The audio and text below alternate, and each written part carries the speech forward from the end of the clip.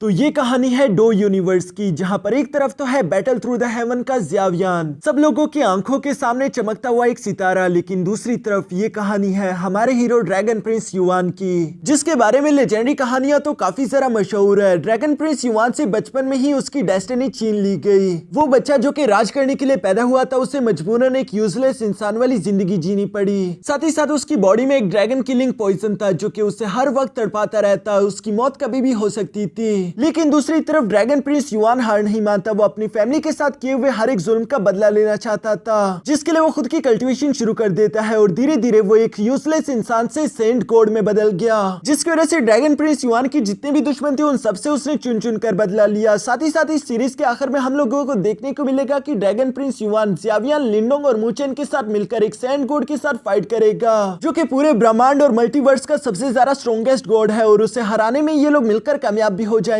लेकिन ये सब तो इस कहानी का अंत होगा, तो चलो फिर इस अंत को शुरू से देखते हैं। तो इस कहानी की शुरुआत यहाँ ज़ाओ पैलेस से होती है, जहाँ पर हम एक बच्चे को दर्द से तड़पते हुए देख रहे थे, और ये बच्चा कोई और नहीं बल्कि हमारे इस कहानी का hero dragon Prince Zhao yuan है, जिसकी मदर अपने ब्लड का इस्तेमाल करते उसके पॉइजन को डीएक्टिवेट करने की कोशिश कर रही थी, जिस प्रोसेस के दौरान यहाँ पर एक बहुत बड़ा एनर्जी ब्लास्ट हो गया और इसी वजह से मिस किन्यू पीछे की तरफ धकेली गई, जबकि ज़ाओ युआन की बॉडी से भी एक रेड कलर का ड्रैगन हवा में जाते ही डिस्ट्रॉय हो जाता है और वो टुकड़ों में बढ़ते हुए वापस से ज़ाओ युआन के हाथ में समा गया। इसके बाद हम देखते हैं कि ज़ाओ युआन वापस से शांत हो जाता है और डॉक्टर उसे चेक करने शुरू कर चुके थे, जिसके बाद वो उसके फादर को बताते हैं कि ज़ाओ किंग, आप फिक्र ना कीजिए, आपका बेटा ज़ाओ युआन अब बिल्कुल ठीक है। अगले 3 साल तक लगता नहीं कि दोबारा से उस पर ये पॉइजन हमला करेगा, तो आपको अगले 3 साल तक कोई फिक्र करने की जरूरत नहीं। जो सुनकर ज़ाओ किंग थोड़ी सी उदास होते हुए साथ साथ सवाल करके पूछते हैं कि डॉक्टर, क्या तुमने ज़ाओ युआन की बॉडी में 8 मैंडेरियंस देखे? जिस पर डॉक्टर जवाब देते हुए कहता है कि युआन की जितने भी उम्र के लड़के हैं ऑलमोस्ट उन सबके पास 8 मैंडेरियंस होते हैं, जो कि बेशक सबके सब ओपन ना हो लेकिन एटलीस्ट उन्हें डिटेक्ट तो किया जा सकता है। लेकिन ज़ाओ युआन की कहानी बिल्कुल अलग, उसकी बॉडी में किसी तरह का मैंडेरियन मौजूद ही नहीं, यानी कि वो कभी भी कल्टीवेशन करके खुद को स्ट्रॉन्ग नहीं कर पाएगा,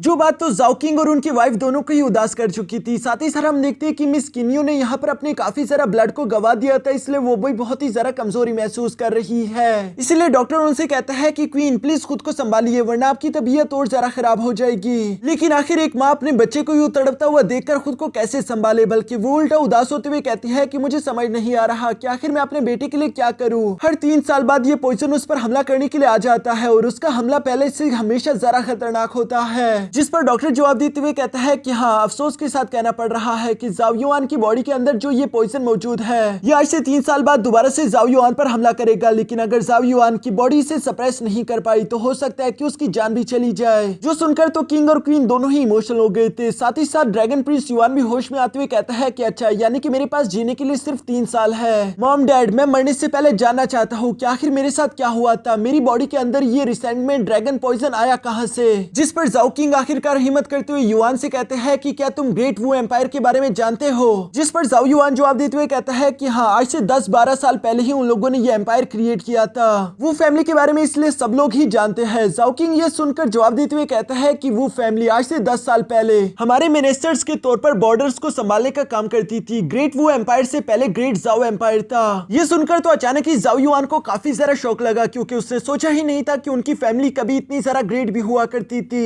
दूसरी तरफ ज़ाओ किंग अपनी कहानी को कंटिन्यू रखते हुए कहते हैं कि सब कुछ बिल्कुल सही चल रहा था और ये वही रात थी जिस रात तुम पैदा होने वाले थे। ये सब कहते हुए आज से 13 साल पहले का हम लोगों को सीन दिखाया जाता है, जहाँ पर ज़ाओ किंग अपने गार्ड्स के साथ पैलेस के बाहर इंतजार कर रहे थे। तभी अचानक उन्हें अपने पैलेस के ऊपर एक बहुत बड़ा गोल्डन ड्रैगन दिखाई दिया, जिसे देखकर तो ज़ाओ किंग बहुत ही ज्यादा खुश हो गए, क्योंकि इसका मतलब ये था कि क्वीन ने एक ऐसे बेटे को जन्म दिया है जिसके पास होली ड्रैगन बॉडी का वरदान है। साथ ही साथ उस बच्चे के आटो मैंडेरियंस भी बचपन से ही ओपन होंगे। इसी वजह से हम देखते हैं कि वहां पर मौजूद सब गार्ड्स ने ज़ाओ किंग को मुबारकबाद देना शुरू कर दिया था। लेकिन उन लोगों की ये खुशी अचानक से हैरानगी में बदल गई थी, क्योंकि पीछे की तरफ से 2 बड़े से स्पिरिचुअल बीस्ट समर हो गए थे, एक स्पिरिचुअल पाइथन और दूसरा स्पिरिचुअल स्पैरो, यानी कि 2 और बच्चों ने भी ठीक इसी वक्त जन्म लिया। तभी अचानक हम देखते हैं कि सामने की तरफ से कुछ गोल्डन एरो ने भी इन लोगों पर अटैक करना शुरू कर दिया। ज़ाओ किंग उस अटैक को ब्लॉक करते हुए फौरन से हवा में आकर कहते हैं कि वो जुआन, आखिरकार तुमने अपनी औकात दिखा ही दी, तुम आखिरकार मेरे खिलाफ बगावत कैसे कर सकते हो? जिस पर वो जुआन जवाब देते हुए कहता है कि पिछले 100 साल से मेरी वो फैमिली तुम्हारी ज़ाओ फैमिली की खिदमत करती आ रही है। हम लोग असल में बस सिर्फ गोल्डन ड्रैगन के पैदा होने का ही इंतजार कर रहे थे, जो वक्त अब आ चुका है। ये कहते साथ ही वो जुआन ने आगे की तरफ बढ़ते हुए ज़ाओ किंग जाओकिंग पर अटैक करना शुरू कर दिया,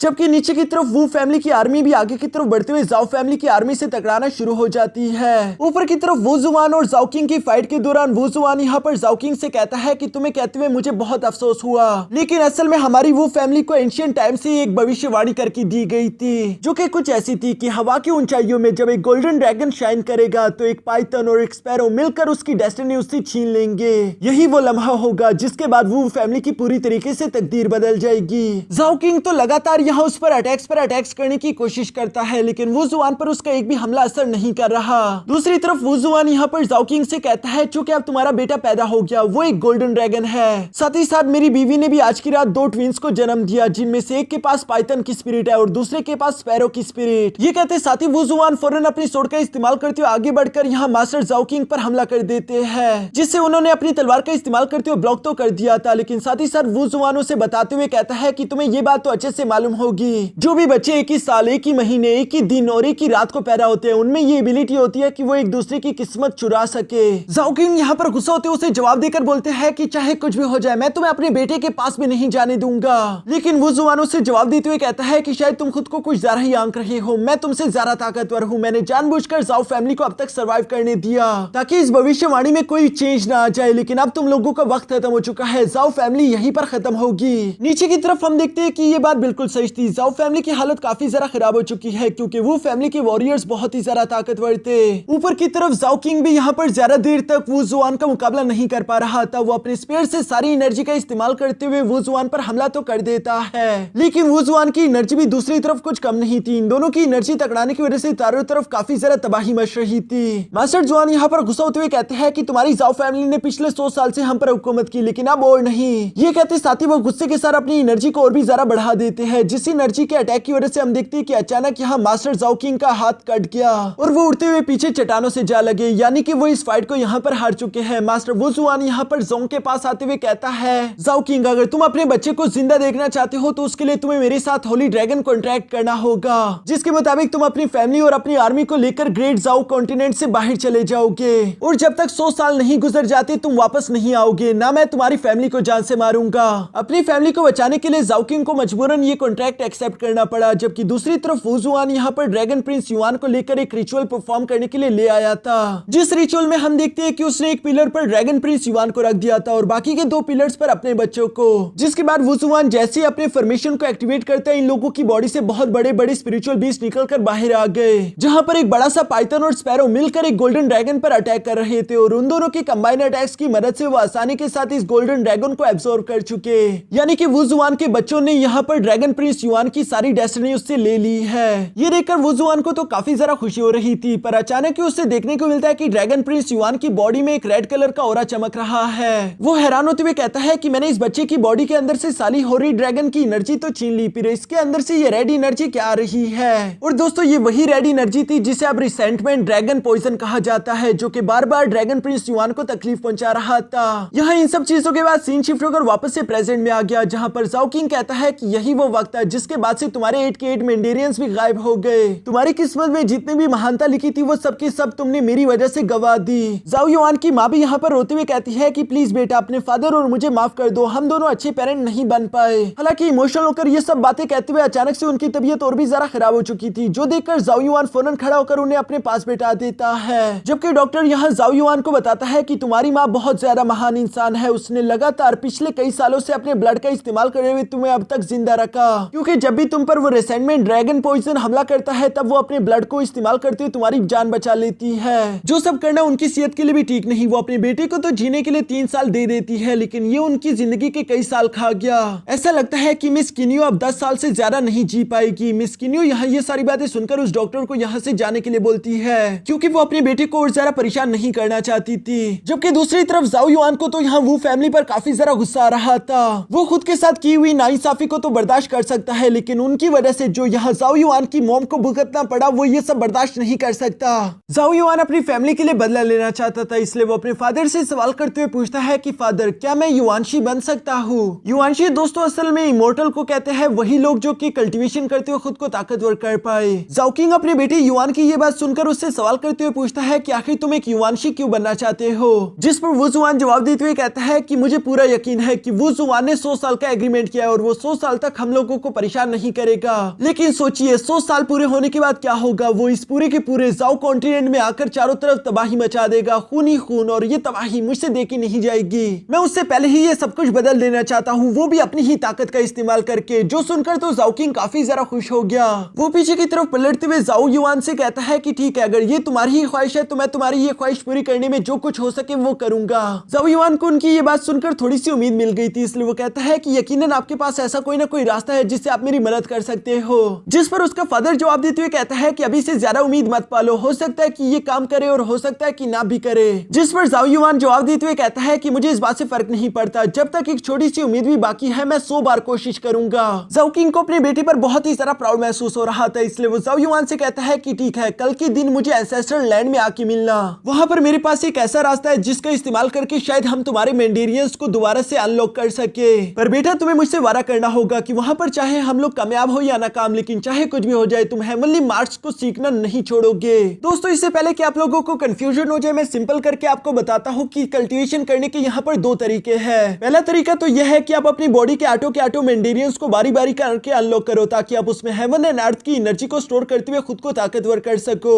इन्हें युआनशी या फिर इमोर्टल्स भी कहा जाता है। और दूसरा तरीका है यहाँ पर ओरिजिनल टेक्स्ट या फिर हेवनली मार्क्स का, जो कि स्पेशल टाइप सिंबल्स होते हैं। इन सिंबल्स को सीखते हुए जैसे ही बंदा मास्टर कर ले, उसके बाद वो इसका इस्तेमाल करके हुए खुद को ताकतवर कर सकता है। जैसा कि एक है मेटल स्किन मार्क और दूसरा है लाइट बॉडी मार्क, तीसरा है रैम्पेज बुल मार्क। इनमें से सपोज करो अगर जाओ युआन ने अपनी बॉडी पर रैम्पेज बुल मार्क लगा लिया तो उसकी स्ट्रेंथ काफी ज्यादा बढ़ जाएगी। उसी तरह अगर उसने अपने पैरों पर लाइटनिंग बॉडी मार्क लगा लिया तो उसकी रफ्तार बहुत तेज हो सकती है। साथ ही साथ अगर वो मेटल स्किन मार्क अपनी बॉडी पर लगा ले तो उसकी बॉडी काफी ज्यादा स्ट्रॉन्ग हो जाएगी। इन मार्क्स को कहते हैं ओरिजिनल टेक्स्ट या फिर हेवनली मार्क्स। ज्यादातर लोगों को लगता है कि ये जरा खास नहीं, लेकिन जिन भी कल्टिवेटर्स को इन मार्क्स की रियल ताकत के बारे में मालूम हो जाता है वो जानते हैं कि ये कितने ज्यादा खास है। यहाँ चूंकि जाओ किंग ने अपने बेटे युआन से ये सब कहा था कि वो इन हेवनली मार्क्स को लाजमी सीखे, इसलिए जाओ युआन भी सर हिलाते हुए कहता है कि फिक्र ना करिए, मैं इसे जरूर सीखूंगा और जितने अच्छे से हो सके उतना सीखूंगा। इसके बाद हम लोगों को यहाँ कुछ महीनों बाद ग्रेट जाओ एकेडमी का सीन दिखाया जाता है, जहाँ पर एक टीचर सारे के सारे डिसाइपल्स को हेवनली मार्क्स के बारे में सिखा रहा था।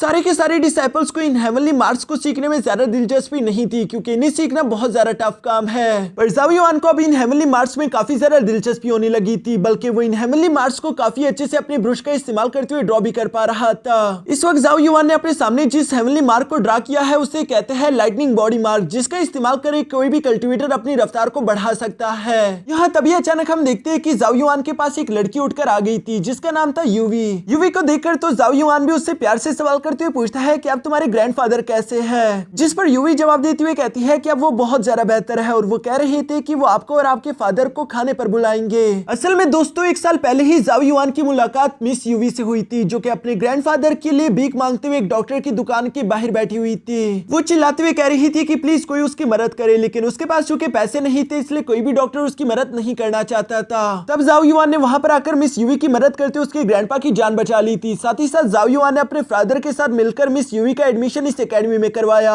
इसलिए जाओ युआन यहाँ पर खुश होते हुए कह रहा था कि मिस यूवी तुम कमाल की हो, तुम्हारा एडमिशन हुए यहाँ पर सिर्फ 1 ही साल हुआ है, लेकिन फिर भी देखो तुमने कई सारे पुराने डिसाइपल्स को कंपटीशन में पीछे छोड़ दिया। इसी तरह से मेहनत करती रहो। सिर्फ 2 महीनों बाद यहाँ का एक बहुत बड़ा एग्जाम होने वाला है, जिसके अगर तुमने पास कर लिया तो तुम्हें इन एकेडमी में भी ट्रांसफर कर दिया जाएगा। मिस यूवी तो जाओ युआन की सारी बातें चुप होकर सुन रही थी। तभी अचानक पीछे से एक लड़की ज़ोन लिन की आवाज आती है, जिसके हाथ में मिस यूवी का जेड पेडेंट था, और वो यहाँ पर हंसते हुए कहता है कि मिस यूवी तो लगता नहीं कि उस टेस्ट में हिस्सा ले पाएगी। जाओ युआन ये देखकर हैरान होते हुए सवाल करके पूछता है कि मिस यूवी आखिर तुम्हारा जेड पेडेंट लिन के पास क्या कर रहा है? जो सुनकर वहाँ पर मौजूद एक दूसरा लड़का जिसका नाम लिन शेई था वो खड़ा होकर यहाँ जाओ युआन के पास आते उसे सारी कहानी एक्सप्लेन करना शुरू हो गया। वो जाओ युआन को बताता है कि आज से कुछ दिनों पहले हाउस में एक आदमी था जो कि तुम्हारे फादर के बारे में काफी बुरा भला बोल रहा था। मिस यूवी को ये बात बिल्कुल भी अच्छी नहीं लगी, इसलिए वो भड़कते उस आदमी को डांटने लगी, जहाँ पर उस आदमी ने कहा कि अगर मिस यूवी उसके साथ फाइट करते उसे हरा देती है तो वो तुम्हारे फादर के बारे में किए हुए हर एक बात के लिए माफी मांगेगा, लेकिन अगर वो जीत जाता है तो उसे मिस यूवी का पेडेंट मिलेगा।